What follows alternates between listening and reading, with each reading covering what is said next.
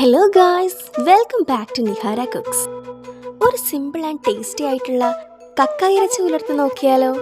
അതിനു വേണ്ടിയിട്ട് ഒരു പാനിൽ എണ്ണ ഒഴിച്ച് അതിലേക്ക് സവോള, പച്ചമുളക്, വെളുത്തുള്ളി, ഇഞ്ചി, കറിവേപ്പില എന്നിവയിട്ട് നല്ലതുപോലെ വാട്ടിയെടുക്കുക.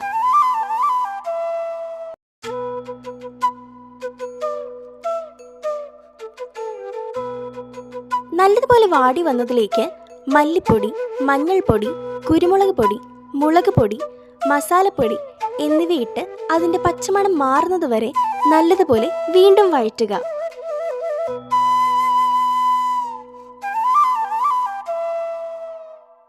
പച്ചമണമൊക്കെ മാറിക്കിട്ടിയിട്ടുണ്ട്.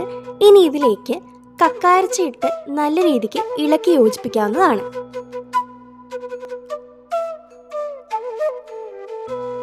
ഇതിലേക്ക് ആവശ്യത്തിന് വെള്ളവും കൂടി ചേർത്ത് നല്ലതുപോലെ ഇളക്കി അടച്ചു വെച്ച് വേവിച്ചെടുക്കുക.